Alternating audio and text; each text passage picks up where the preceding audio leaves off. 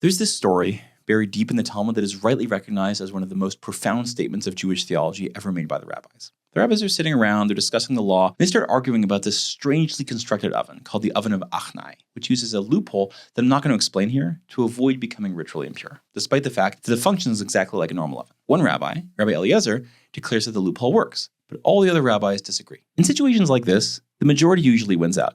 But Rabbi Eliezer can't let this one go, because he's convinced that he's objectively correct. So instead of moving on, Rabbi Eliezer stands up and declares, if I am correct, then this tree will prove it. And a tree uproots itself from the ground and replants itself more than 100 feet away. Now you'd think that the rabbis would be impressed by a miracle, but all they say is that you don't decide the law based on what trees do. Law is made by people and by communities, not by the guy who could do the best miracles with trees. But Rabbi Eliezer won't leave it alone, so he tries again. He says that a river will prove that he's correct, and the river changes direction. He says that the building they're sitting in will prove that he's correct, and the walls of the building start to collapse until another rabbi stops it. Finally, Rabbi Eliezer pulls out what he thinks is a trump card and declares that if he's correct, then heaven itself will prove it, at which point a voice calls out from heaven and says, why are you disagreeing with him? Don't you know that he's always right? But the rabbis don't care. Another rabbi, Rabbi Yoshua, stands up and quotes a verse from the book of Deuteronomy. It is not in heaven. What he's saying, as the Talmud explains it, is that God's opinion on how to read the Bible actually doesn't matter. Torah was given by God to the people, which means that people are the only ones who get to decide what to do with it. Sure, maybe God has an opinion about the right answer. Maybe that opinion is even right in some objective sense, but the Torah belongs to the people, and that ownership is irrevocable.